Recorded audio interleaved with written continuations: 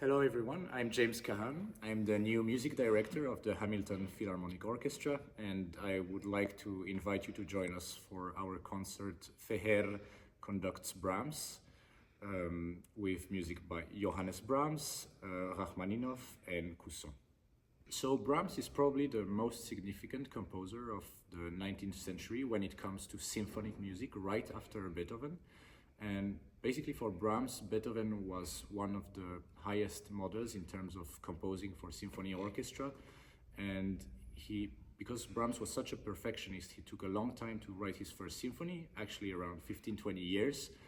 And all this effort paid off in a sense that he was sort of deemed to be the legitimate successor to Beethoven, to the point that people call the first symphony by Brahms, they called it actually the Beethoven 10th Symphony, as a sort of humorous pun to say that Brahms is the worthy successor of Beethoven. Brahms is also, I would say, the composer that is the best at transcribing emotions in the sort of most pure and direct way. And he ranges it ranges from all kind of very subtle emotions.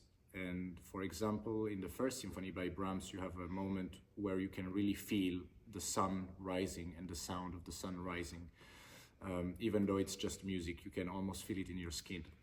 The first symphony, it took him a long time to compose, but after that, he wrote the Symphony number 2 pretty quickly. It only took him like a couple of months, and you can sort of sense in the second symphony something liberating. Like for the first time, he's really accepting who he is as a composer, not really forcing himself to live up to someone else's name, and just really embracing writing symphonic music. And you can sense this pure freedom and joy in his music, and I think it's very communicative. I think that one thing that makes Brahms also very special, if we compare him to other romantic composers, is that Brahms is probably the best composer to listen to if you are trying to sort of move on from something difficult in your life.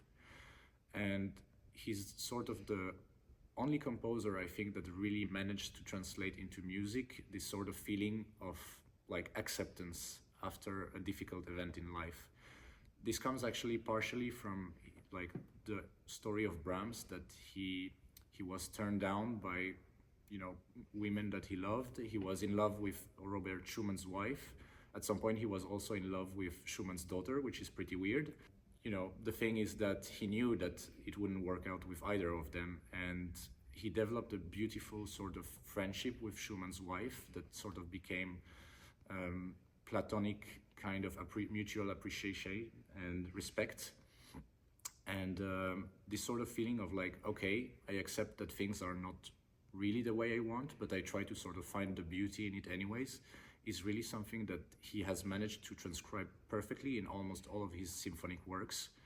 When you hear that as an audience, it's so incredibly striking and so touching, because it actually helps you also move on and sort of accept your situation in life and the things you are going through, and finding solace regardless of that.